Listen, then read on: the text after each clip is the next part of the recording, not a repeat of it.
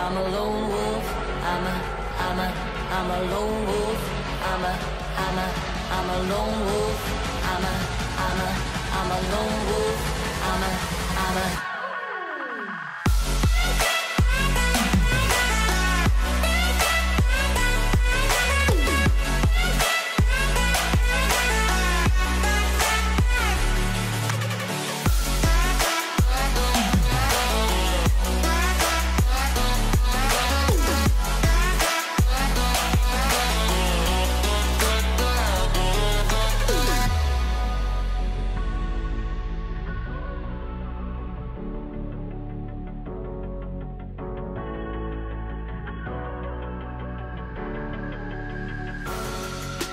creeping through the shadows and the corners of your mind. I go with the windows. I run but I don't hide. I hear the call of the wild, whispering the name. No, I can't be tamed. My heart belongs to the night. I'm alone, I'm alone, I'm a lone wolf. I'm a lone wolf. I'm a lone wolf. I'm a lone wolf. I'm a lone wolf. I'm a lone wolf. I'm a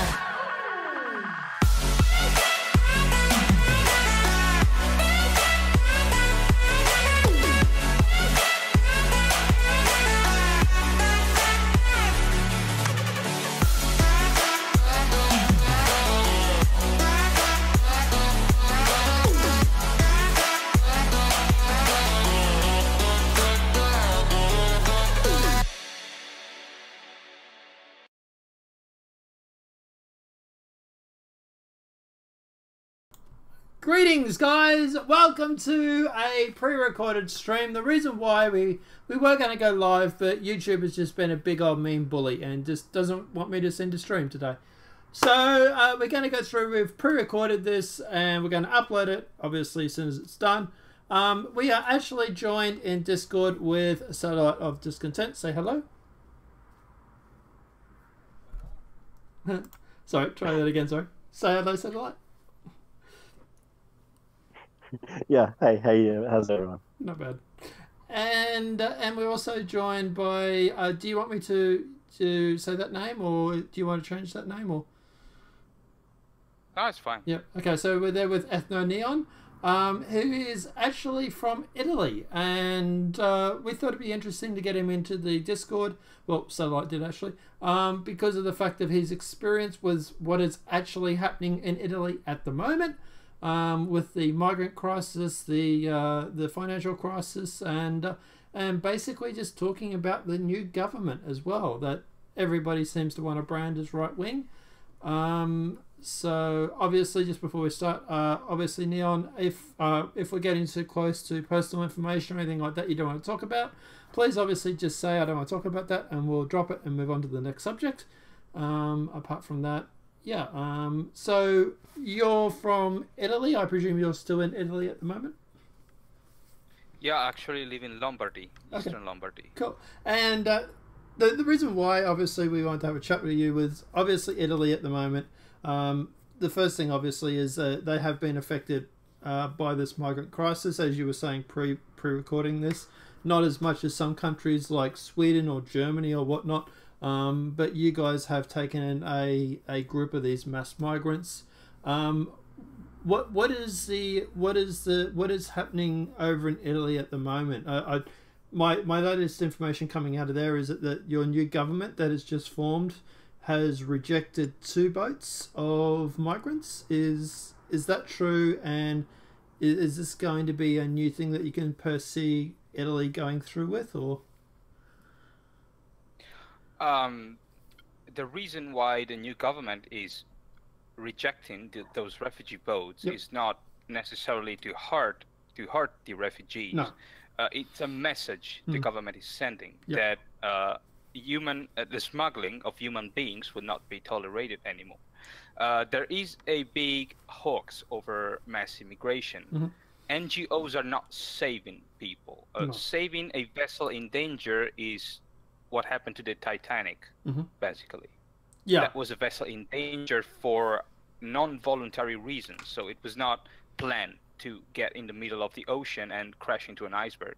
So that's when new regulations were approved when it comes to rescue vessels at seas. International law clearly requires all vessels to rescue other vessels in danger. And that's exactly what the Coast Guard has been doing in the past. But the problem is that these people are forced into the Mediterranean Sea because they know NGO boats in Libyan national waters are going to pick them up.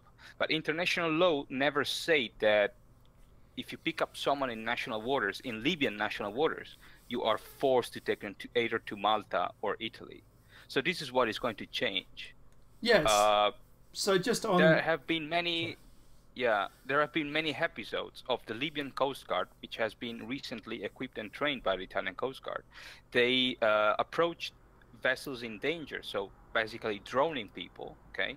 And NGO boats suddenly showed up. And when the migrants noticed the NGO boats, they jumped off board Libyan patrol boats to get on the NGO boats, because they know that Libyans are going to take them back to Libya. They know that NGOs will eventually attempt to take them over to Europe. Hundreds of people died in this way, but I don't see many medias talking about it. Yeah, well, obviously we know very well that the media is biased. Like hell, I know that more than anybody. But yeah, that you're right. That when there is a rule that boats that people that are in danger need to be rescued and taken to, I believe the phrasing is the closest port. Yes. Or the closest port that can render aid or whatever it is. Yeah, you're right. Picking up someone off the Libyan coast and transferring them thousands of kilometers to Italy or Malta or whatever, while they're seemingly passing port after port after port after port just to get them to this further away port. That obviously isn't when it comes to international law. That is NGOs literally trafficking people. There is a clear distinction that the left doesn't seem to want to say there, but yeah, you are right that picking up someone in Libya or wherever it may be, that there are closer ports than in Italy or Malta, and these NGO boats are seemingly ignoring these ports and taking them to the further away ones to drop them off because of quote aid. But yeah, with the let's change up for a little bit. The since you mentioned it, the government that is in Italy at the moment, the general consensus from the media at the moment, which we know is a pack of fake news, is that the government in Italy is alt-right. That you guys are one boss suit away from becoming the next Hitlers. What is the actual government like in Italy? Are they as authoritarian or fascist as people say? Are you guys singing the tune of National Socialism, or is this just fake news put out by the media? It's actually a government coalition of parties that were supposed to fight one against another in the election. Right. Nobody expected this coalition to have a success and successfully form a government. Even the president of the republic, who is the guy who appoints the president of the Council of Ministers, attempted to stop this coalition. But when he realized that basically 60% of the population was supporting this coalition, he had no other choice. So this government was born at its second attempt after certain forces, probably governed by European institutions such as the EU Commission and the EU Parliament, attempt to stomp on this attempt to form a coalition, because League and the Five Stars are a danger, but they are not a danger for the people. They are a danger for the status quo, for the current situation in Europe. So they are a danger to European institutions. But going back to is this government the new Hitler? It's actually the other way around. Okay. For many years, criticizing immigration became some sort of a taboo. TV shows and the medias in general were. Well, it must be noted that the media in Italy is pretty free, so you are free to say whatever you want, provided you do not promote violence or violent acts on individuals or more individuals. You are free to say whatever you want. So we've had pro-immigration medias and anti-immigration medias equally. Of course, considering we had center-left government, most politicians and most members of parliament who composed the majority supported mass immigration. And many people did support mass immigration as long as the left was in power. But when things got worse, well, people started to talk about things that we consider taboo. Like, do we really need multiculturalism? Is it really necessary for our nation's survival?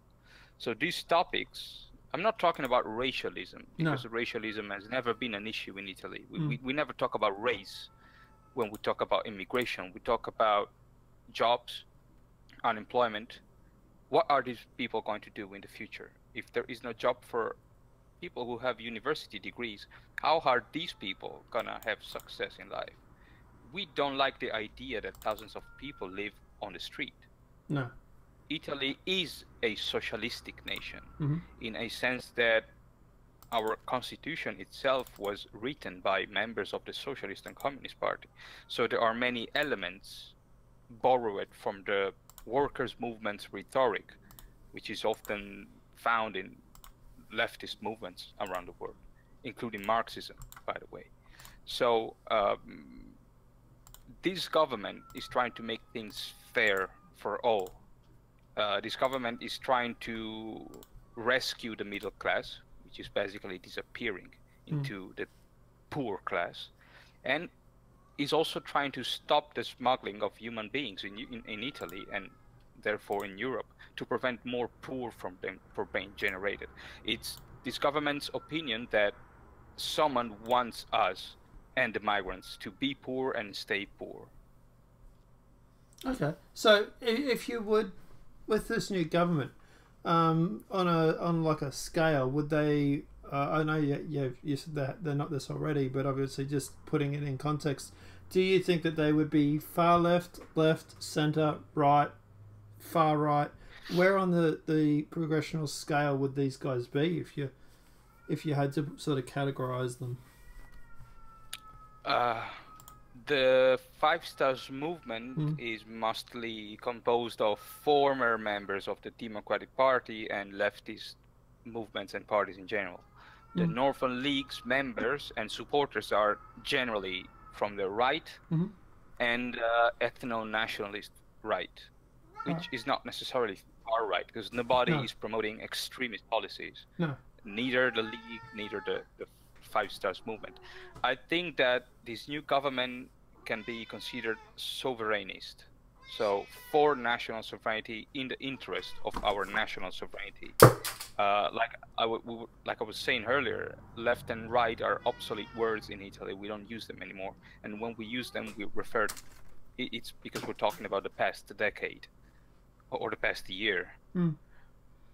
So I would say that this government will adopt leftist economic policies and ultra-conservative social policies. It's going to be a kind of a third way between the two, as long as the policies that they will enact will benefit the nation as a whole. I don't think they will be picky about left and right.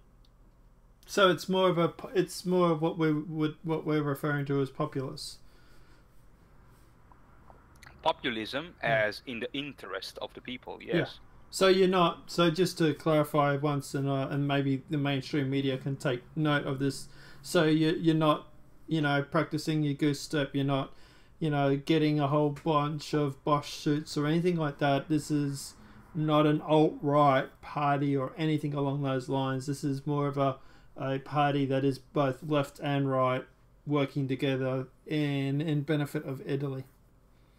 I will tell you more. Without this government, there would be a good step in soldier on the streets, Okay. because this government is attracting the anger and the frustration of the people, and this government is giving the people a chance to change the situation with the current democratic system we have in place. Italy as history shows, the Italian people has Italian history has proven in the past, they rely on the strongman in times of hardships. Okay. And at the moment, they are. I think this is Italy's last attempt to improve our life and our condition by using the tools provided by democracy. In the past, when such tools had failed us, well, we know what the results was. Yeah, generally when the reason why people turn to authoritarian or fascism, for example, is normally because they have a last resort. This is their last resort at saving their country. Yeah. So generally they're like, this is our last shot, that we are so desperate that we are turning to this rather than this. So yeah, I understand that. Yeah. We might be flying a little close to the sun here, but let me ask, with the migrant crisis, regardless of where these migrants may be coming from, was there an uptick? Like, we keep hearing about all these reports of all these sexual assaults, of all these sort of murders and stuff like that happening over in Sweden, Germany, and all these sort of places. Was there an uptick in crime when it came to Italy, when all these migrants started turning up, or is that just fake news, for example? We did have some episodes of asylum seekers committing crimes, such as stealing, but stealing is not a serious crime. I mean, it's a crime, but it's not serious, and people don't die generally if you steal something. Sure. We did have a few cases of murder and sexual assault. I think the most cruel crime was the murder and rape of a Roma girl. A couple of Nigerian asylum seekers who were known drug dealers, so known, reported by the police as drug dealers. They did kill, rape, burn, and eat, I don't know if in this order, a Roman girl who had issues with drugs. So they basically sold the drugs to this girl, then killed her, raped her, burned her body. No, actually, they attempt to melt their body in acid. I covered this story. This is the girl. Yeah, this is the girl. Hang on. Yeah. This is the girl that was in the rehab, right? She skipped out of rehab. Exactly. I covered that. And a couple of days later, a guy took a gun and did what he did. But you see, that's what happened when you push the people to the extreme. Italy suffered a situation like the Swedish situation, which is basically out of control, and I don't think there is a solution for Sweden. Things in Italy would be very different, and with different, I mean that violence would currently dominate the streets, because the Italian people, as opposed to Scandinavian people, are not peaceful or diplomatic, and political correctness and fear of speaking out does not exist in Italy, or at least not to the extent that is promoted in Sweden or other Nordic countries such as Germany, for example, or Norway. So I think that it's good that Italy did not experience these extreme situations. Like I'm thinking about the city of Malmo and the outskirts of Malmo in Sweden, because we'd be counting the bodies on the streets, I think, today. And obviously for YouTube and stuff like that, obviously we're not wanting that, we're not advocating for that, blah, blah, blah. But he's just simply saying that push comes to shove, people in Italy might have gone down that route if that was their last resort. Well, we did have a few episodes and the reactions did come. Yeah.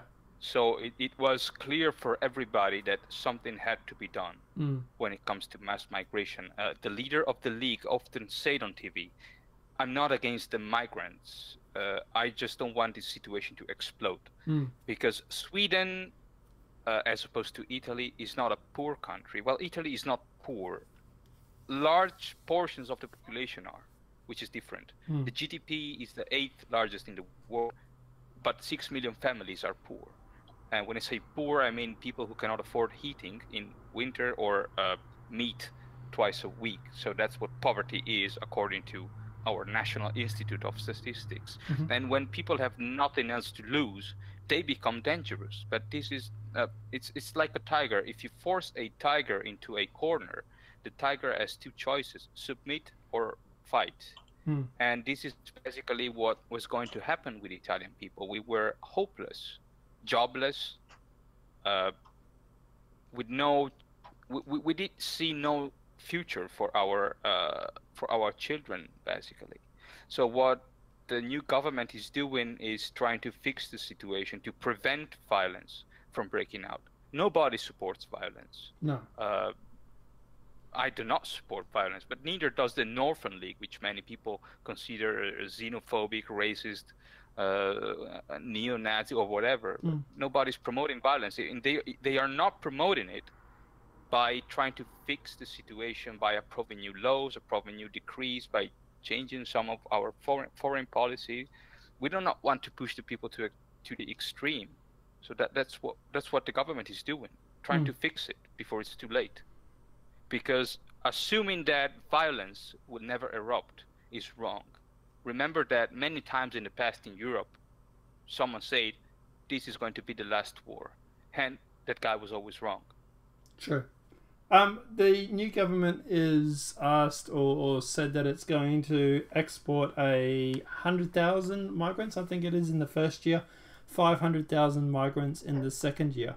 What's the general feeling with Italy regarding him exporting these migrants? Is the majority of Italy for that, or are they against that sort of thing? Do you know? When it comes to migrants, the first picture that comes up to your mind is women and children fleeing from war.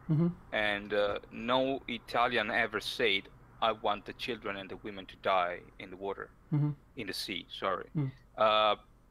In my town, there are 28,000 people. Around 400 are of foreign origins, mostly Northern Africans, some Romanians, few Albanians. And then we have 78 asylum seekers who basically live in a mansion with 2 floors and marble sinks.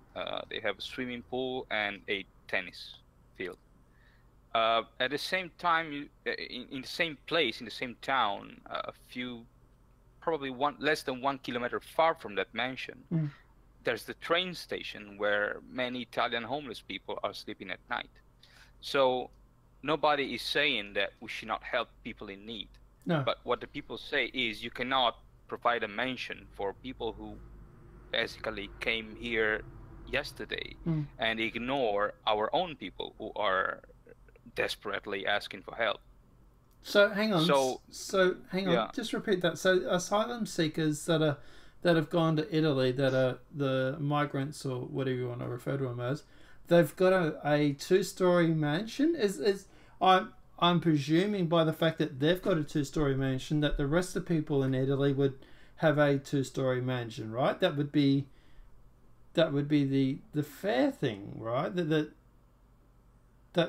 or am I wrong on that? Yeah, in the countryside, there's a 5-star resort where they often host gala nights, with VIP, except for charity. And they do have 38 asylum seekers who live there. Well, of course, they're not living in the resort, but it's the context they live in is luxury. And the people do not accept that because I don't think the Italian people are greedy or selfish or racist or xenophobic, but you are basically fooling them around if you present them with refugees in mansions and 5-star resort and you don't help them when they ask you for help. There have been cases of people who walk into the city hall and say, I'm homeless, I need help. And the mayor or whoever works for the mayor said, I'm sorry, get in line. And when these people walk back on the street and they see that there are refugees who sleep in a mansion, well, who do you think these people are going to vote for? So hang on. So It's simple. So the asylum seekers are getting mansions and whatnot, but the own people of Italy are waiting in line to get basic accommodation. I imagine that wouldn't have gone down too well. Yes, this has been going on for years. Well, for the sake of truth, not all asylum seekers are living in mansions. No, true, of course. Some are living in camps, but even those who live in shanty hotels, they do get free meals and free clothes, free cigarettes, Wi-Fi connection, telephone cards. So you see, and people who have been working for 30 years and lost their jobs because their company either filed for bankruptcy or relocated to Eastern Europe, well, these people are basically abandoned by the state. So these are the so-called populists, the forgotten ones, the deplorables. Yeah. Use a word that has been used in the US. These are the deplorable ones. So people who lost their jobs and they see newcomers stepping over them in this line. Yeah, they had the same thing over in America.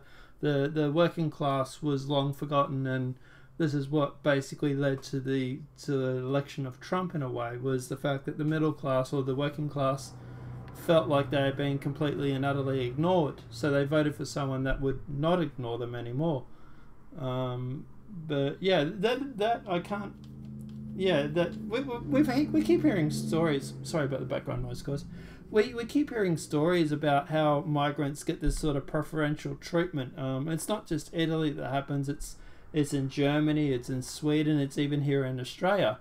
You know, we have migrants that are getting $900 to $1,100 a week on benefits from the government. Yet, if I was to go down and ask for unemployment, I'd probably get $200. So this is not the first time I've heard that, and you're sort of thinking, well, you know, you're ignoring. And I will tell you more. I will tell you more. I've had the chance to talk with legal migrants who have lived here for 20, 30 years.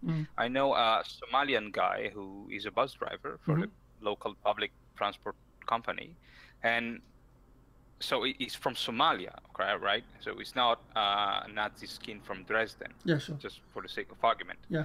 And he's pretty mad about this mass influx of refugees, because he said, I did study Italian in Somalia, because back in the day Somalia was still controlled by the UN mandate, basically the Italian UN mandate on Somalia. So he did study Italian in school, and he came here with a permit to stay. He did study in high school here in Italy. He did find a job here in Italy legally. He paid taxes for 30 years, and he said to me one day, well, I could have just took a boat, come here and get all these things for free, rather than work literally my ass off, sorry for the word, for 30 years to buy a house and pay all my taxes and get a retirement, you know, for when I get old.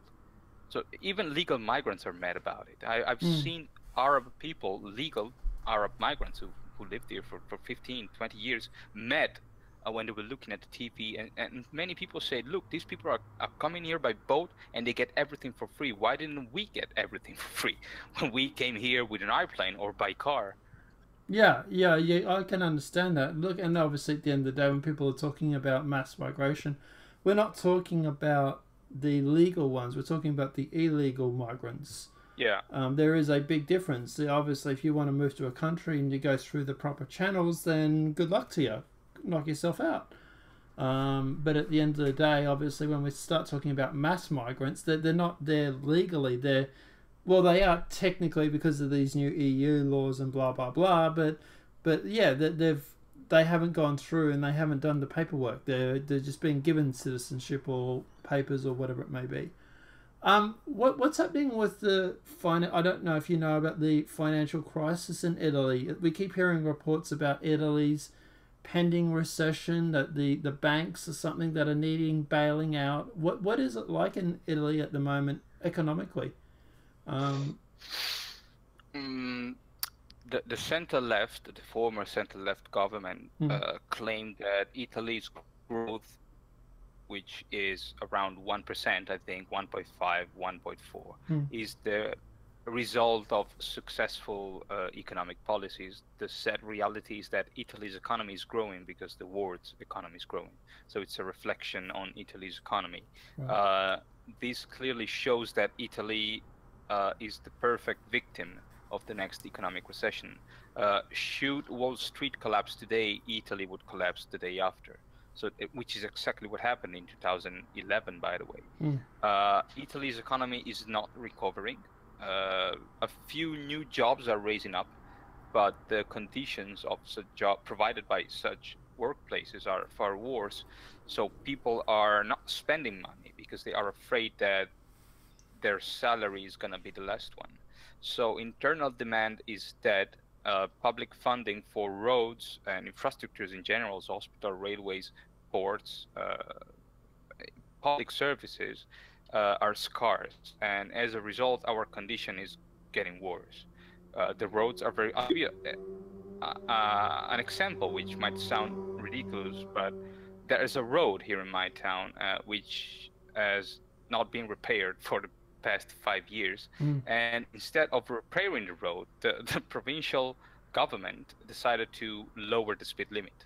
So this is basically what the Italian financial situation. Yes, we do have a huge public debt, and our cage is basically the Eurozone. As long as Italy will stay in the Eurozone, we will never be able to get out of this crisis.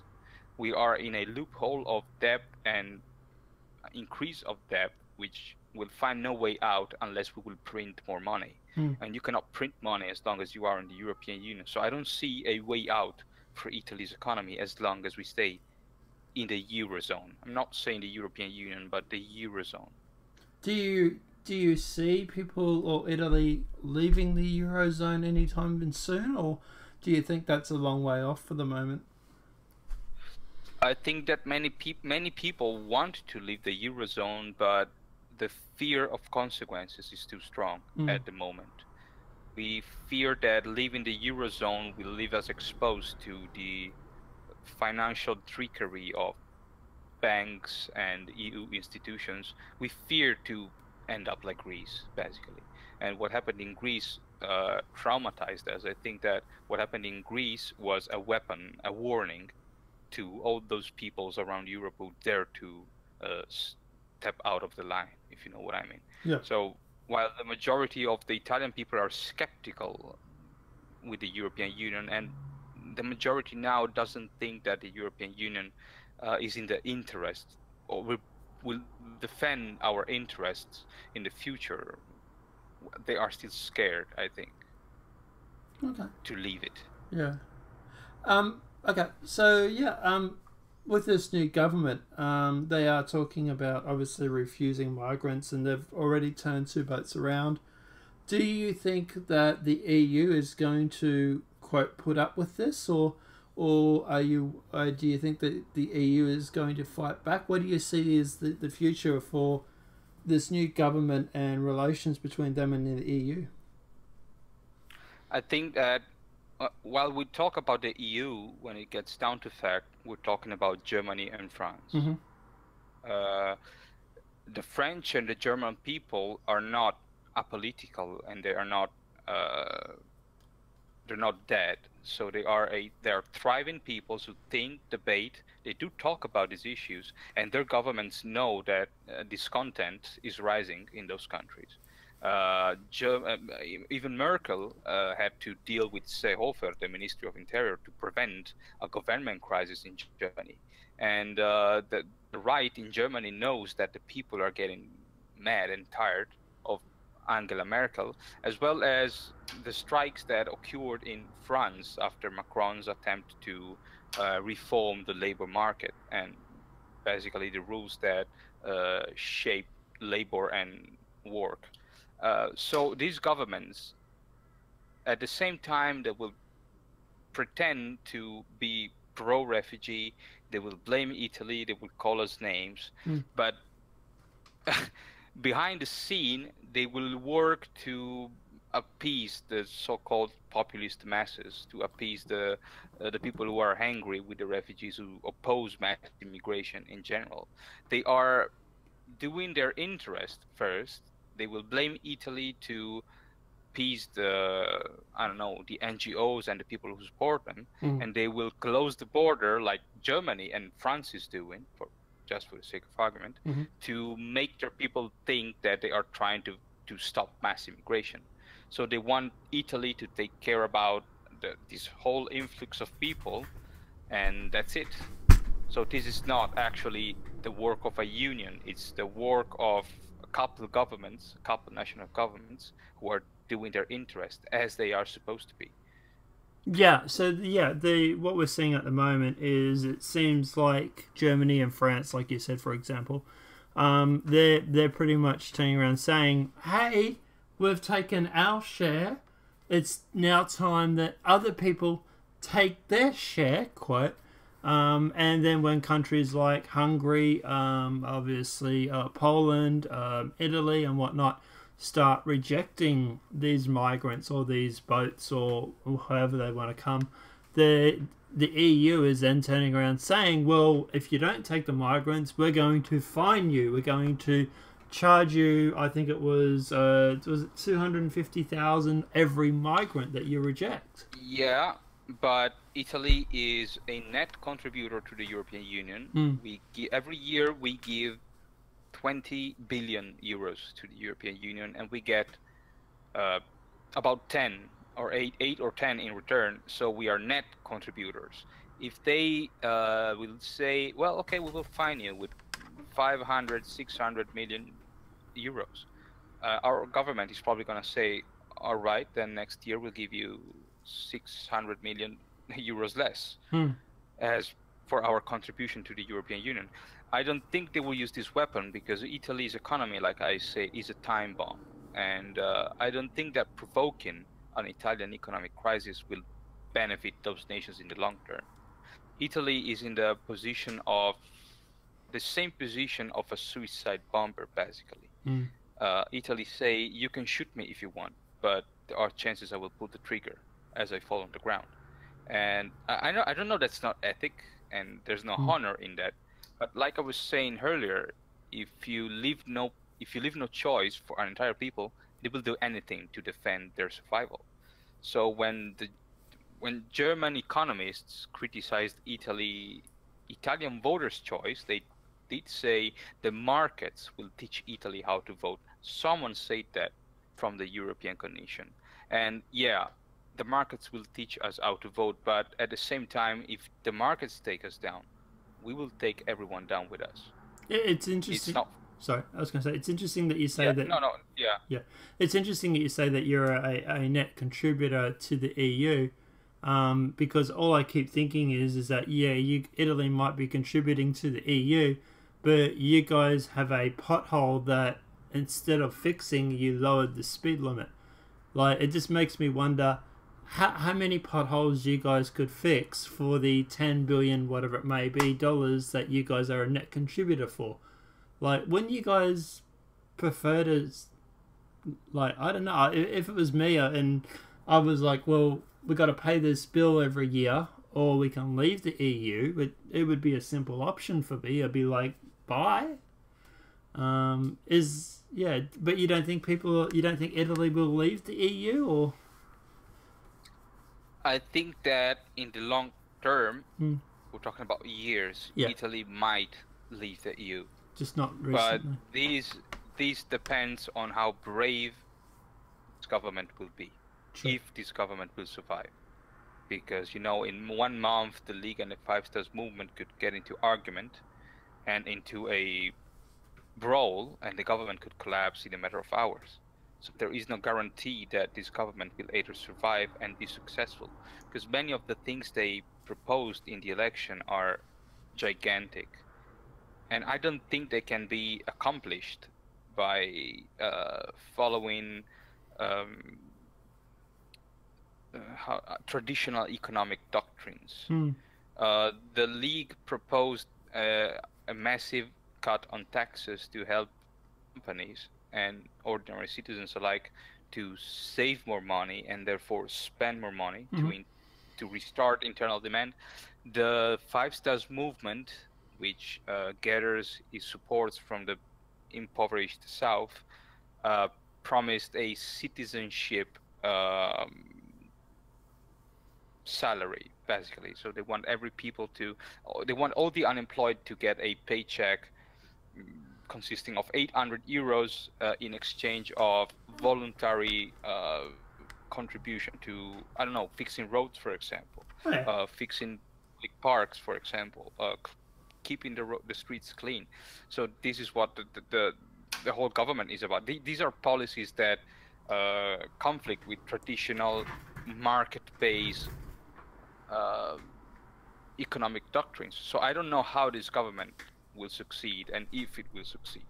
Yeah, but at the end of the day, those two policies that they have, while they might be radically different, and I must admit the second one to me sounds a little socialist or a little communist, but regardless, I was going to say at the end of the day, they might be radically different, but they're not exclusive. So, for example, going through and giving a tax cut to, which is what Trump has done over in America, for example. He went through and gave a tax cut to working class families, poor class families, and even to the rich and to the businesses. And it has done a lot to spur the economy on for the US. So doing those two things are not mutually exclusive. It is still possible to do them, but I do understand where you get sort of a general left and a general right party working together. There's going to be some conflict, but that said, I don't think they would do anything to sabotage the relationship, because they've realized that if they fail, it's back to the election, and if someone like the people that are pro open borders wins, Italy is up the creek without a paddle. So I think it's more of a case of, look, we mightn't agree on everything, but we have to work together because we're trying to do it to save Italy. That's exactly what happened. Those two parties are different, but what they have in common is their hostility to globalism in general.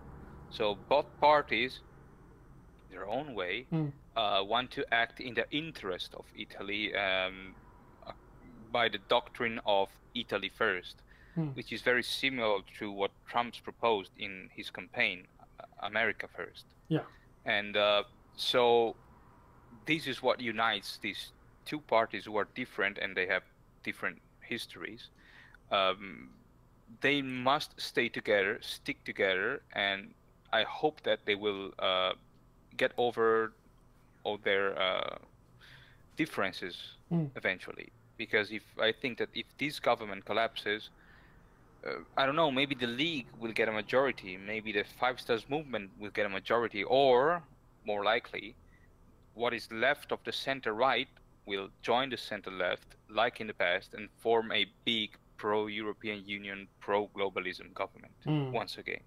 And I don't think there will be a way out of that. No. What obviously with the media and stuff like that in, for example, Italy and stuff like that, obviously, mainstream media generally is quite fake news central, but with what's happening in Italy and all that at the moment, do you find the media is reporting on that, or is this more of a case? Absolutely. Okay. Of all the things I can say, of the bad things I can say about my country, it is the fact that freedom of speech and freedom of the press and the media in general is genuine, and it is guaranteed by the Constitution, by the institutions, by authorities. The medias have reported all the issues that had to be reported. The left press did call us names. The left did promote mass immigration. They did promote campaigns to, change the general opinion of the Italian people about refugees.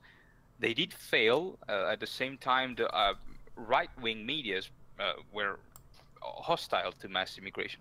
So we did have a healthy political environment where both extremes of the political spectrums were represented equally. Okay. So I think the freedom of the media and the press and opinion in general is a fundamental value that we can still rely upon, at least. And what's the alternative media scene like in Italy? Do you guys have much of alternative media, or is it more mainstream? We do have some alternative media, but generally it's about specific issues. So we have specific websites that talk about wars, like the war in Libya, the war in Syria.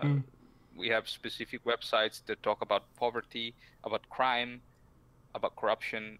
Those are alternative because they are specifically aimed at one or two topics. Then we have mainstream media, which is both private and public. And I would say that both private and public televisions, I'm talking about the medias, are fair, and they do report all the news that must be reported. So you don't get nasty situations like in Sweden or in the United Kingdom, where some crimes are not reported because it might cause offense or it might trigger racist reactions or something like that. These concepts do not exist here, thankfully. Yeah, that's what we're seeing over in like Sweden and Germany and France and stuff, that we're finding that even in Sweden, for example, they're now not even reporting on the ethnicity of certain crimes because of, quote, racism. You know, so, or because they want to, you know, obviously not highlight that situation. So at the end of the day, yeah, there is a growing movement in some European countries like France, Sweden, definitely, Germany, for example, where they're going through and actually trying to censor this information because of the sensitivity of it. What did you guys hear much about Article 11 and Article 13? What was the general feeling with that? Do you know what that is? Sorry. No. Okay, so Article 13 and Article 11 is where basically the websites would pay a link tax to a publisher for referencing their links. So for example, say I was to put up on the screen a link to Breitbart, for example, talking about migration. I would then have to pay a tax to the government for linking to that article.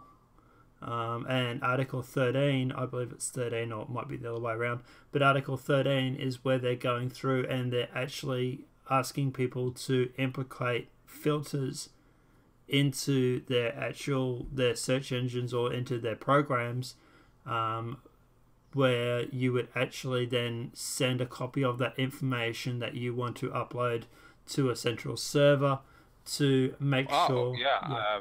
That basically sums up the policies enacted by the fascist regime in the 30s, where all materials are written by journalists journalists, because we had no TV at the time. They had to be approved by the regime. So if these people who claim to be anti-fascist, they adopt the same policies of the fascist regime, I don't know if we're talking about sane people, because what they promote is exactly the opposite of what they say. I don't think the media should be controlled. I don't think the media should be subject to any sort of approval. The limit is violence. I think the limit of freedom of speech and opinion, I think the limit is violence. Sorry, I was going to say, this is something the EU is trying to push through. It actually passed Parliament, the EU Parliament, and is now, there's one last hurdle before it's actually law in the EU. Fortunately, EU laws must be approved by national parliaments after they are approved by the EU Parliament. In the past, we had governments, center-left governments, that approved all the decrees and laws approved by the EU Parliament. Now it's different. So if this government disagrees with these new laws, the Parliament is not going to approve them. I'll give you a copy of the link, actually. I think this is. I think the situation is getting out of hand for the European Union. Yeah. They cannot control the people anymore. They cannot influence them anymore. Their guard dogs are getting evicted all over Europe, and they are scared. And when people are scared, and when the elites are scared, they do often make mistakes out of fear and stressful situations. So I think that this clearly shows that things are changing, that the system is not bulletproof anymore, that the system is starting to collapse. So I don't know if Italy will leave the EU, but I think there are more chances the European Union will collapse by itself before Italy does that. Well, they're talking about Hungary being kicked out of the EU, and they're talking all sorts of crazy things, and the UK is possibly trying to get out. It's Brexit, but anyway, they're trying to get out of the EU. If they go kicking out too many more countries, they're not going to have this income coming in that's going to help float these other countries like Croatia. It's going to be a case of, too much money going out, not enough money coming in, and the EU will collapse, which I exactly won't cry over. I personally, I can't stand the EU. I find it very tyrannical and very authoritarian, especially when you go around trying to shut down Article 11 or put this Article 11 and Article 13 in. I find it very... The main purpose of the European Union was to have a round table, where the peoples of Europe could sit down and settle their issues, avoiding war and armored divisions. The problem is that the EU became the seat, the throne, the Bastille of certain financial elites. And that's where the problems began. When the people realized that the European Union was not in the interest of the people, but in the interest of a few economic, generally capitalist elites. I don't want the European Union as a concept to die. I don't want this European Union to survive. But in no way I wish to go back to times when Europeans settled their issues with world wars, because I don't think that killing 10 million people can solve any issues. History shows that generally that leads to more issues. And I think that it's good that there are institutions where European governments can sit down, talk, discuss, and settle down their issues. This European Union is simply becoming the tool of one or two countries and a few financial elites to control Europe. The European Union was not meant to create hegemony over the continent.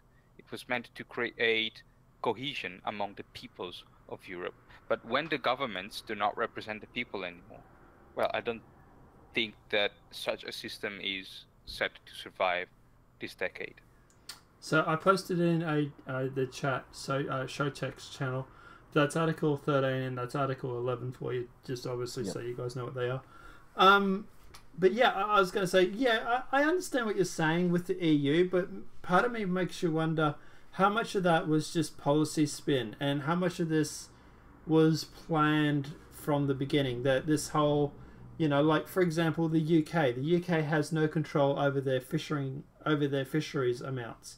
That the UK can't even control how many fish they collect. Yeah. It sort of makes me wonder, look, at the end of the day, you can sit there and say it's great, you can travel anywhere, we can all sit here in a round table and get along, but a part of me wonders if this was the plan the whole time, to promise people this while sneaking in rules and legislation that became what it is. That, that I don't see the EU as... I don't want to say people were gypped, but at the end of the day, that from what I've seen of the EU and what it's become, I think they tried to sell the pipe dream, but when people were a part of it, they realised that dream soon became a nightmare. I remember the days when you required a passport to travel around Europe, and I've never had any issue traveling around Europe with my Italian passport. No. I did travel outside the European Union back then, outside the modern European Union. Mm-hmm. I did travel to Yugoslavia at the time, and war had just erupted. So, it was about a year to go to Greece by car. It was 1995. It was a very bad year, but my father didn't really watch TV at the time. So we basically went through Yugoslavia during the war. And we did not have an issue. We had a passport. They simply said, okay, go on, just be careful. Yeah. And I did go to France, to Germany, to Switzerland, where you are still required to show at least an ID card to get through, and I've never had any issues. So people did travel across Europe before the European Union. The European Union is for the movement of workers, basically Eastern workers who used to accept cheaper salaries than Western Europeans. So that's what the European Union was about. Western companies and industries and multinationals needed cheap labor force to compete with emerging markets such as China, Brazil, South Africa, India, and Southeast Asian countries where workers are basically slaves exploited by a system.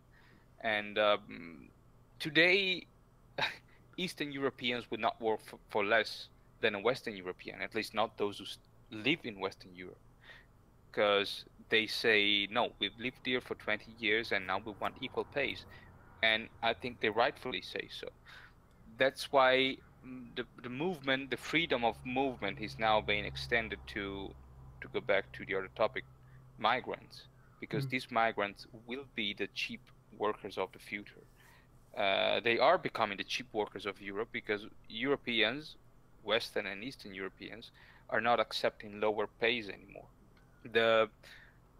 Britain has the strongest weapons that a sovereign nation can unveil, and this is the currency, printing your own sovereign national currency. That's the strongest weapon, because if you control your currency, you are not exposed to financial speculation, as opposed to Italy, which is basically engulfed in a huge public debt, a stagnant economy, easily prey to financial speculation. So I think the future of Britain is bright as long as they control the currency. But that said, and obviously, look, hindsight 2020 is always great, but at the end of the day, you're getting a whole bunch of people to come in for cheap labour. That there's no way that works out beneficial for anybody in Italy, France, Germany, UK, because if you're getting some guy down the road who's going to do your job for a third of the price, then you're going to end up on unemployment. You're not going to be able to get another job, and the guy down the road is going to end up getting both jobs. This is the masterpiece of the European Union. Rather than uniting the people of Europe under a flag or under an idea in general, not necessarily a flag, but rather than uniting the people, they have turned the people one against another. So Western European versus Europeans, and now Europeans in general versus the migrants. So it's like a dystopian version of the fall of the Bastille during the French Revolution. The farmers and the workers united against the tyrant, and in 3 days, a 300-year-old regime collapsed.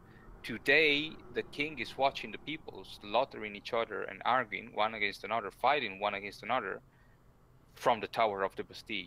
This is the masterpiece of the European Union, forcing the people one against another, competing one against another. This is what competition is about today. It is not about products and cars and, I don't know, furnitures, telephones, cell phones competing one against another over quality and price. It's the workers who are competing one against another for less rights and lower pays. This is the masterpiece of the European Union, I think.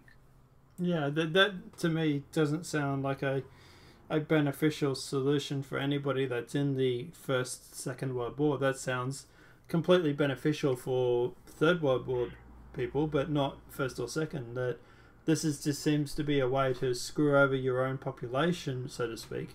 And I did talk with a German guy who said that in Germany, many refugees have been employed by German industries and companies.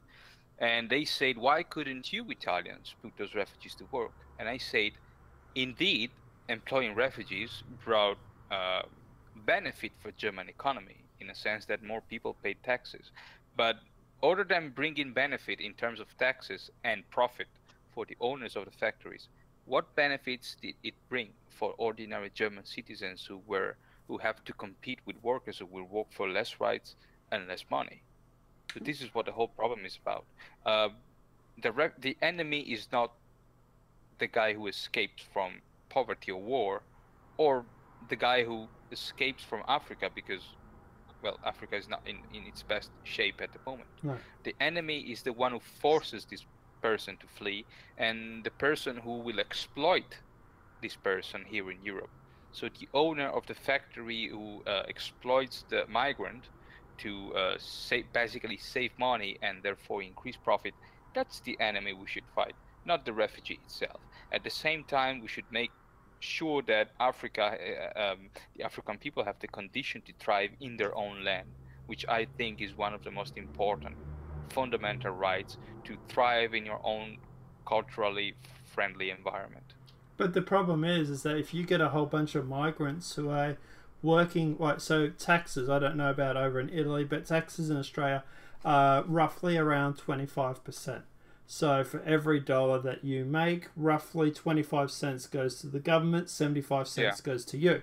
So if you're getting a whole bunch of migrants who are working for less money than what the locals would have worked, there is going to be less money going in taxes. So that in itself doesn't even make a real kind of sense, because yeah, there's more people in the workforce, but they're contributing far significant less amounts of money in taxes. This is where free market capitalism basically collapses into a singularity, where after this point, more explanation. I mean, there's no solution.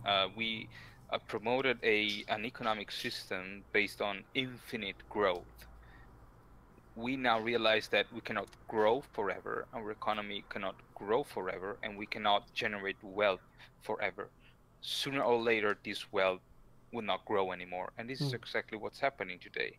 And when you cannot improve your profit, assuming you are the owner of a factory or a big shareholder of a multinational, you have two choices. You either lower the quality of your product or you employ cheap labor force.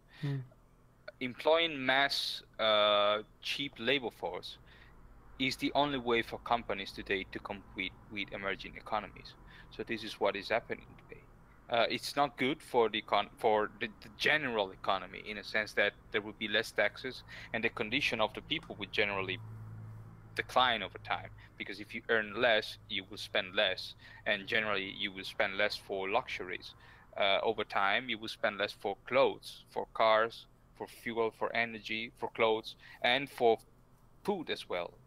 There are many cases of families who cannot afford food anymore, not as much food as they need, and they don't care, because what they care about is the profit of certain elites. We call them Wall Street, Frankfurt, Milan, Paris, London, the stock markets, the big companies. This is what really matters today, not the ordinary worker. Migrants are a tool. Migrants are not causing the issue. Migrants are the consequence to an issue. They are a tool used by certain elites to fix the fact that capitalism is on its way out, and they desperately need a way to cut the cost of production to survive. Otherwise, China is gonna swallow us in a matter of a few years. I don't know if it's worse to get invaded by 10 million refugees who will work for 500 euros a month, or get swallowed by China. I think that, I don't know what's the choice presented before us, and I don't know if we should pick any of those choices. I was going to say, I'd take option C any day of the week, which is you put sanctions on Chinese, on their workforce, and you don't accept the migrants, and you give the employment to your own people, which is ironically what Trump is basically doing. He is cutting the regulations and red tape and whatnot in America. He's making it cheaper for companies to manufacture in the United States. And subsequently, we're seeing a large influx of companies actually coming back to America and reopen new manufacturing plants. Yeah, that is a perfect strategy. What Trump is doing is exactly what needs to be done. Do you want to move your production to China? All right, I will tax your product by 50%. Yeah. Let's see how you're going to sell your product back in the United States. So the choice that Trump gives to these factory owners is, listen, I will cut your taxes, but keep your production here and employ American people. But you know, Trump is the president of the strongest economy of the planet. When it comes to countries like Italy, California has a higher GDP than Italy. So, well, Italy, yeah, it's the 8th largest economy, but only because U.S. states are not considered independent states. But after the third country, there's a big drop when it comes to gross domestic product. And even Trump will probably face many challenges, considering that China owns a big chunk of the U.S. public debt.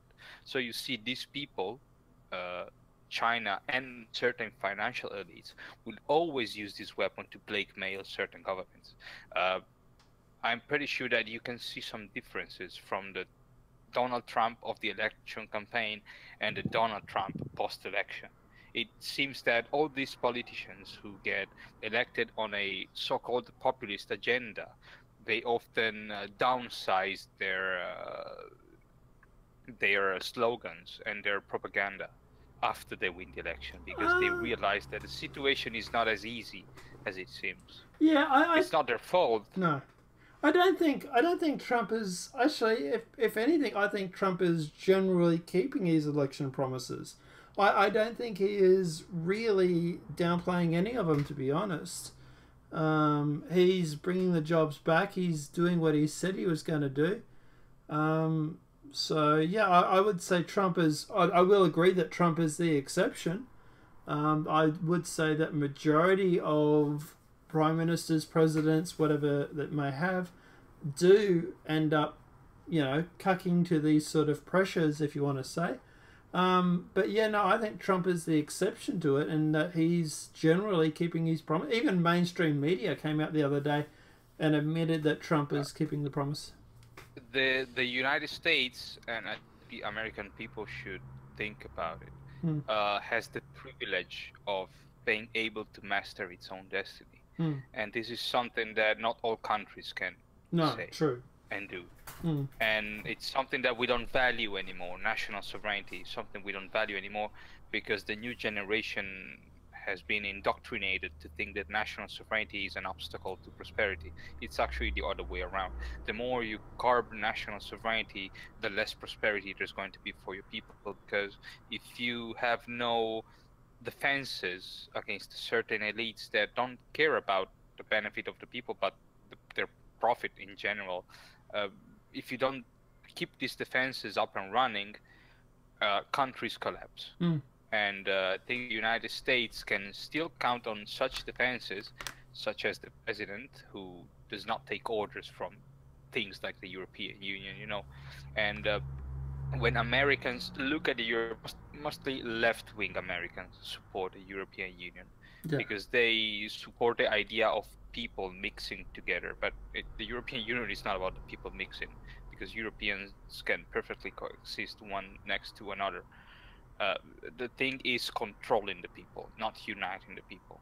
And as long as the people of the U.S. will not let certain elites control them, as long as people like Trump will act in the interest of America as a nation, of the United States as a nation, there will be hope for the future. Because you can elect all the populist parties you want in Europe, but if you elect people like Hillary Clinton in the U.S., well, nothing is going to work. No. Because whatever Europe does, it needs not necessarily the support, but the assistance, the solidarity of the United States. So the fact that Trump got elected is probably what prompted Europeans to react. Because while it is true that Europe and America and North America and the United States, the destiny of these two continents are linked, they cannot exist one without another. So Europeans and Americans must stick together when it comes to national sovereignty, because there are certain forces that are too strong to be faced alone. Italy alone as a country has no chance to survive the future. So it needs allies. And even the US, who are still the most powerful country on the planet, on all grounds, economic, military, and whatever, they still need the support of some governments, of some people to succeed. I don't think that Trump could succeed if the entire planet coalesced against him. He's lucky that many people in Europe support him, governments in Europe support him. The European Union often talked about sanctioning the US or retaliating against the US because of the trade war going on between China and the United States. One of the governments that is opposing sanctions against the US or whatever sort of hostile strategy against the United States, well, this is the government of Italy, along with the governments of Eastern Europe.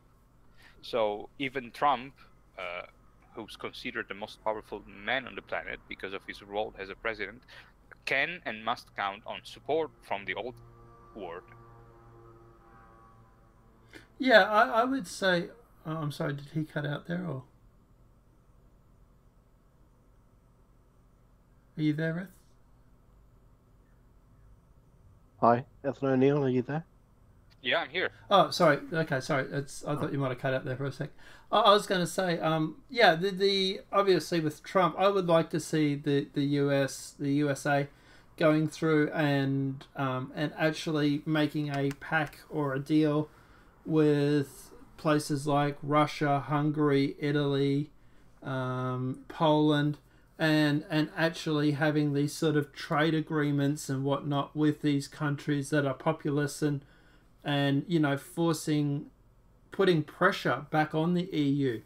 That would be what I think would be great, but I don't know if that will ever happen. But yeah, I would love to see the US make more of a agreement with these sort of European countries that have gone more populous to turn around and say, well, hey, you know, let's have fair trade. Let's you know, cut down our taxes equally, and let's, you know, share each other's, you know, products, and let's put some pressure back on the EU. But like I say, whether that will happen or not is a different thing.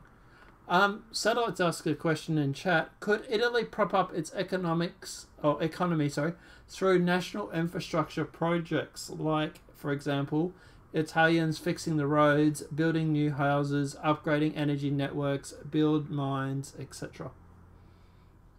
The last country that adopted such a policy was Germany in 1933.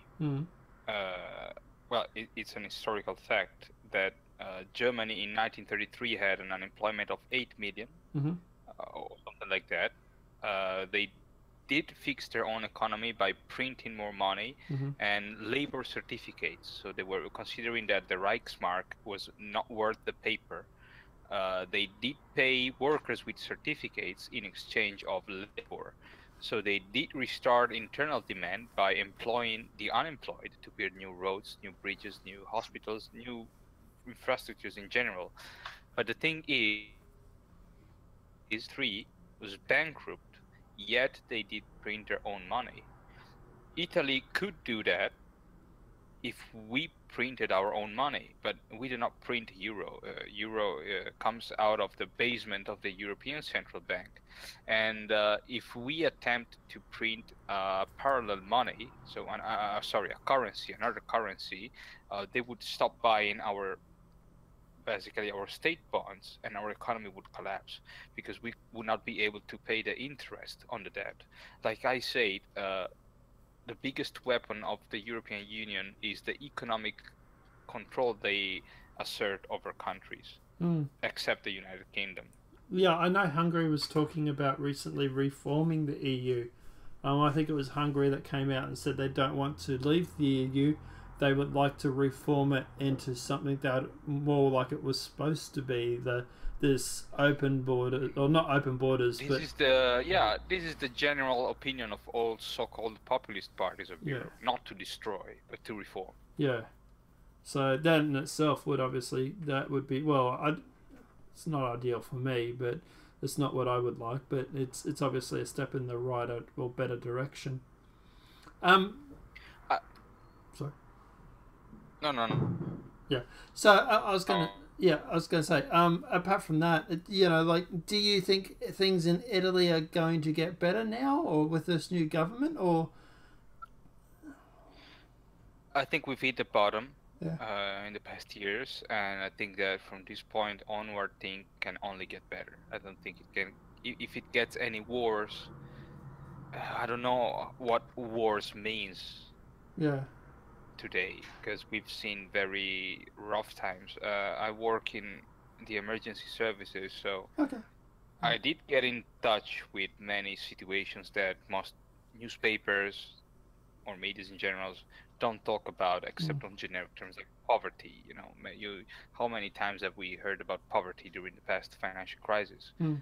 Poverty, unemployment, etc., etc. But I did walk into the homes of poor people, and well, when you read it on a newspaper, it's something. But when you walk into poor people's homes and you witness poverty and what it does to people and how poor people actually live, you get kind of traumatized, and it's probably what pushed me to vote for a political party like the Northern League.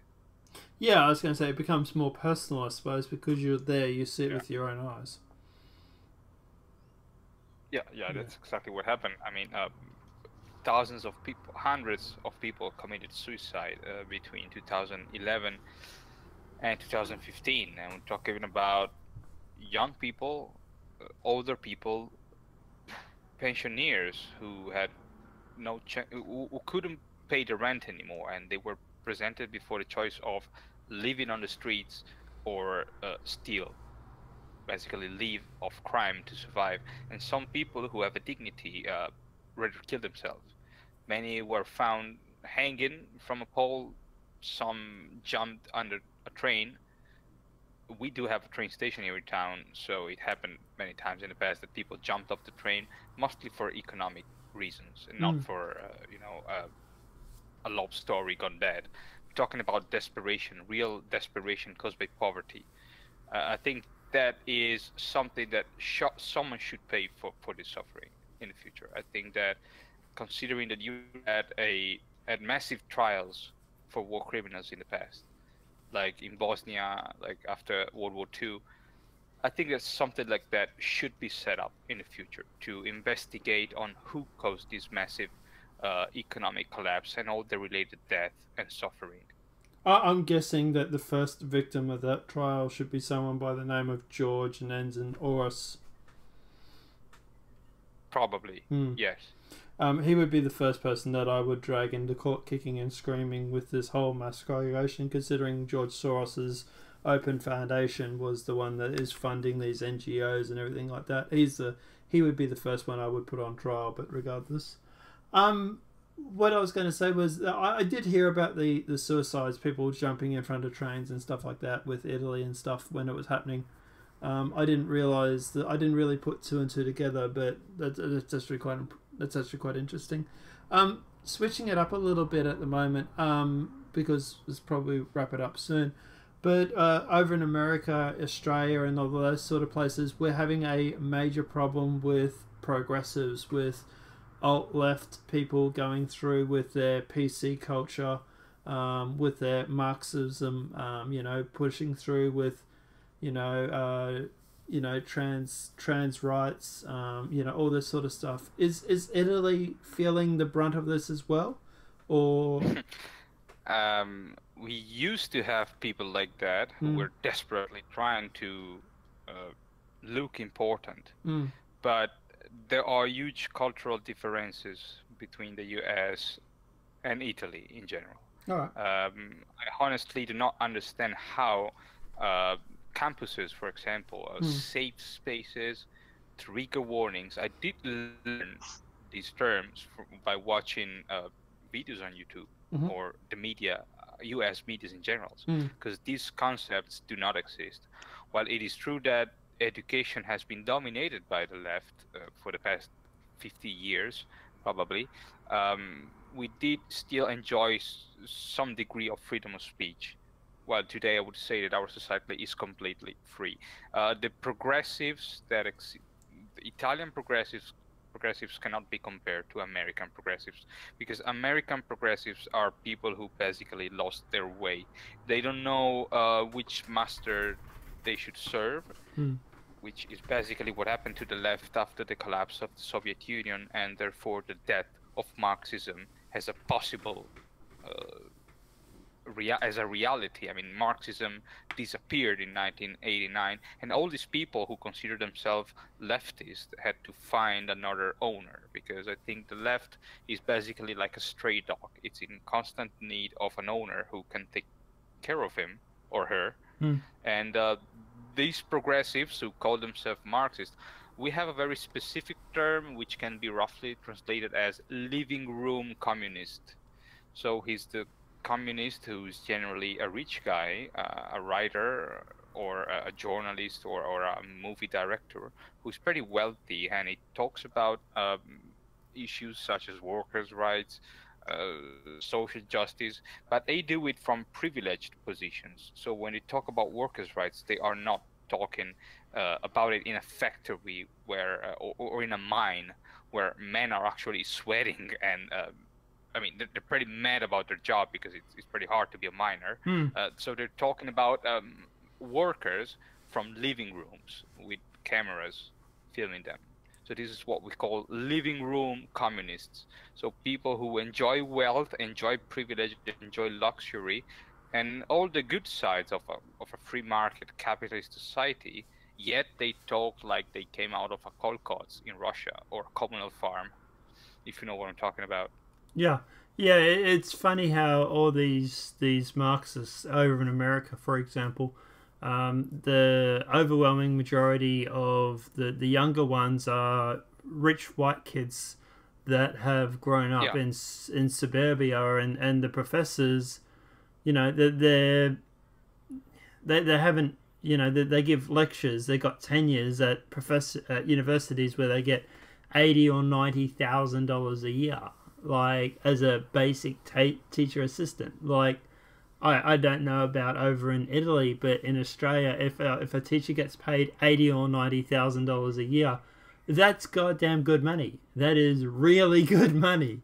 You know, that how do you, well, provided he does a good job, educating the pupils to, you know, to get into society and become valuable members of society. Well, I would pay them more than that if it was worth it. We do have the same situation here. If you look at the elections map, you see that in places like the center of Milan, the very center of Milan, which is the financial heart of the country, the left won the election in the center of Milan. So that's where the rich people live, literally. If you look in the countryside or the outskirts of Milan, where the factories are, where the big northern Italian industries and steelworks are, they voted for the League. In the poor regions of the south, where unemployment peaks 30%, they did vote for the Five Stars movement, not for the left. So those who vote for the left are in Italy are either 80 years old people who have voted for the left for their entire life, and they see no other political support if not for the left, and there's no way you can change an 80 years old guy. Or otherwise, it's young people who generally live in wealthy family, who enjoy many privileges, who can afford to go to college, and they can afford to not to work to help their family to survive. These are the people who vote for the left now. People who've never had any responsibility, any real responsibility in their life. People who live with ideals and dreams that are often disconnected from reality. It's the same all over the Western world, including Australia. Do you have any questions, Satellite? I've sort of been hogging the time here. Do you have anything to ask? Yeah, what you just mentioned is about right. I generally see the same thing around the world.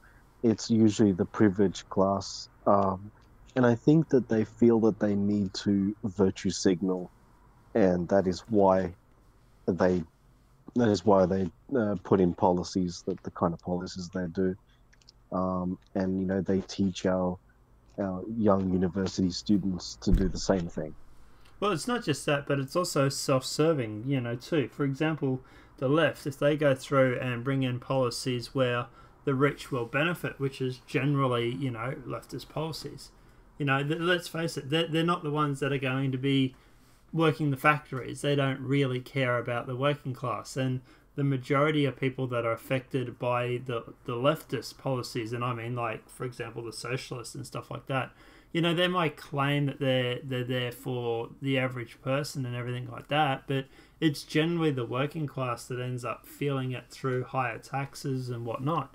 You know, that they've literally got the Democrats over in the US at the moment saying that if they win the midterms, they're going to repeal the tax cuts that have helped thousands, or whatever it may be, of working class Americans. Like, they're literally campaigning on the fact of, we're going to do away with your tax cuts. We're going to tax you more. Like, how deranged do you have to be before you sit there and start thinking, shit, you know, like, probably not the best thing to say when you want to win an election, you know, but hey, whatever floats their boat, I suppose. With the leftists and the Marxists and all that over in that you've got in Italy, how did you guys avoid them from becoming absolutely insane and just going through and attacking, like in over in the US, for example, we've seen them just lose it and just, you know, go on just this. They've seemed to have lost all faculties. They've seemed to have lost their mind. How did you guys avoid that from happening, or did you have that happen to you? Or Italy has a history of political violence and a bad history of bad political violence. When I say political violence, I mean bombs tearing up train stations and killing 100 people. Commandos of far-right and far-left terrorists shooting down judges, police commissioners, or members of the parliament. Even a prime minister got killed by the Red Brigades in 1978 because he dared to come to terms with a centrist party. So he was killed by the far left because the Communist Party was very close to forming a coalition with the Christian Democracy Party. So the political history of Italy is full of violent episodes, and to mitigate and make sure that these episodes never occurred anymore, they basically allowed total freedom of speech in public education, public and private education. So they prevented these or that factions from winning the cultural war to prevent a real war from erupting out. Because after the war, of course, there was still a huge divide between former fascists and communists. But at the same time, we had to keep a nation together because we were basically strangled between NATO and the Soviet Union. So we had to keep things together. So we did forgive and forget. People who were enemies during the civil war between 1943 and 1945 had to come to terms, and the government said, the war is over, you are friends now. And the people, that's exactly what happened. So we went, just forgive and forget. We're gonna build this country together. That's what we said in 1945. And after the political violence of the 70s and the 80s, and the fall of the world divided between capitalism and Marxism, I don't know, I think that such ideologies became less and less important in people's lives. And if you think about it, the modern Democratic Party in Italy is basically the Communist Party with another flag and another name. Even some of the members of the Democratic Party used to be members of the Communist Party. So it's people who were against capitalism, people who were waving red flags in front of factories. Now these people do promote, and they say that multinationals are good for our economy. They say that curbing workers' rights is good for the economy. So you see, talking about left and Marxism today is like assuming that the Roman Empire is coming back anytime soon. I think that belongs to the past. Ideologies belong to the past. New ideologies can rise, indeed, because political activities have never stopped, even if the Soviet Union collapsed. But to talk about Marxism and communism today, it's anachronistical. I think we're talking about the Stone Age right now. Okay. Sorry, what were you going to say, Silva? I think, I think what I hear there is that it's a simple concept that, if you take away a man's ability to speak, then the only option is violence. Yes. Yeah, but we're not seeing that over in the US at the moment. We're seeing very much the fact that the left have seemingly lost their mind because they didn't win the election. You have literally people inciting violence or encouraging violence from the left because of them not winning an election. I don't know. It's a paradox because in the United States you can actually fly a swastika flag out of your car, and I don't think there's a law that can punish you for that. No, I mean, you are free to wave a swastika flag. Yep. But if you walk into a college and say that feminism is not very good for society and that equality does not mean privilege for this or gender, and if you dare to say that you do not support gay marriage, you get lynched. I've watched videos of people who dare to challenge the progressives, and they got insulted and shunned and kicked out of college, of auditoriums. I've seen those videos, like Milo, for example. Yeah. He got, many times he had to face crowds of angry progressives. At the same time, you can freely wave a swastika flag. I don't know if that is a paradox. It's not normal. Something is clearly wrong. Here, on the other hand, you can walk into college and say whatever you want, but you cannot wave a swastika flag. So you see, I don't know. I think we can survive without swastika flags. Definitely, we can survive without that. But I don't think we can survive without freedom of speech. Because as Satellite said, if you take away freedom, if you take away national identity, if you take away national sovereignty, if you take away everything from someone, he's left with no other choice but to fight. It's a natural instinct, I think. True. Anything else, Satellite? Any other questions you have, or? No. Okay. This has been fascinating. Yeah, it's actually interesting to hear what actually comes out of Italy, because what we generally hear at the moment is we hear a lot of news reports and stuff like that. There's a big difference between what we hear and what normally is the truth. But it's actually glad to see that in this situation, for example, what we actually are hearing is actually the truth. That what generally the reports coming out of, look, obviously the reports are going to emphasize the migrants as being, attackers and whatnot, and obviously hashtag not all. But yeah, the general report, the general feeling is, from alternative media anyway, is that what we're hearing is generally I think true. that Italy is too complicated to be explained by articles on foreign newspapers and websites. Italy is not different from any other Western countries. We do dress the same way. We do listen to the same kind of music. What is different, I think, is that the people who come here, this country, my country, is not going to change to suit people who come from the outside. We do expect outsiders to change according to our needs. And I think this is what the biggest difference between a country like Italy and many other countries in Europe and the United States. It's a small country, and like all small animals, it is more aggressive when it comes to defending its own territory. Think about dogs, for example. Chihuahuas are extremely aggressive, but they do it out of fear, and they would dare to challenge Rottweilers by barking and showing their teeth, even though they know they would stand no chance should the Rottweiler retaliate. I think that Italy is playing the part of Chihuahua at the moment. I mean, proud to be a Chihuahua, and we're not going to change anytime soon. Okay. Sorry. I'm hearing background noise. Yeah. Okay. Yeah. Sorry. But yeah. I think. Yeah, you're right. It is very complicated to go through and try and explain it in just a series of articles. But what I was generally talking about is the fact that, you know, you hear about these incidents with migrants. You hear about Italy refusing the boats. You hear about the new government not being alt-right. I know I'm talking about merely just from alternative media here.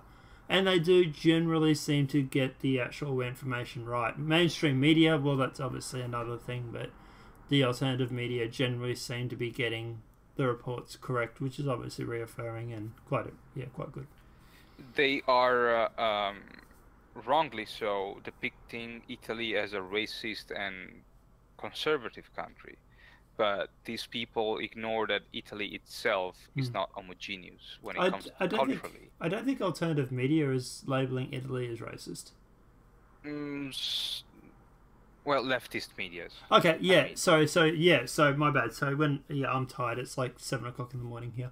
But yeah. So when I'm talking alternative media, sorry, I'm talking about merely the conservative side, the Breitbarts, the Infowars, for example. Yeah, obviously the progressive are always going to label you guys as racist, bigots, homophobes, yada yada yada. You know, all the buzzwords that apparently I am as well, but you know, we're moving along. But yeah, like I said, the left will always brand everybody a racist that doesn't believe in open borders and that wants to, you know, let a million migrants into their home every year. So yeah, I'm meaning just merely on the conservative side of things. But apart from that, anybody Satellite, you have any other questions or anything like that, or no? No, I'm good. I'm probably just about as tired as you. Yeah. I've been up since like 3:30 yesterday afternoon or something, so it's time for me to crawl back. This has been worth it, though. Oh yeah, definitely worth it. I'd like to keep in touch with you if that's okay. I don't know if you were planning on hanging. Is the stream about to end? I got in really late because I've been busy. That's okay. It's actually going to be uploaded to YouTube after this, officer. We didn't stream it because YouTube was playing up, and we're just going to upload it anyway, so you'll be able to listen to that. Fuck it. But yeah, Ethe, you're planning on sticking around on the Discord, or? Yeah, indeed. Yeah, no worries, man. I'd like to talk to you in the future, and yeah. Obviously, if anybody has any questions that does listen to this afterwards, do you have any questions, please feel free to hit them up in the comments section. I might go through and do a follow-up thing in a few weeks or so, and we can answer some of those questions that people actually ask. So like I say, if you have any questions about Italy or any of that sort of state, please feel free to obviously put them in the description below. Apart from that, Ethe, thanks for joining us. Thank you for the time today. It's been lovely. Thank you for inviting me. No, that's fine, man. Thank you very much. Satellite, obviously, thanks for being on my show, and Officer for joining us when you did. Really happy I found you. That was awesome. Apart from that, guys, obviously this video has been helpful. Please smack a like. If you're new to the channel, welcome and subscribe. Apart from that, guys, I am going to bed. Have a great night. Enjoy.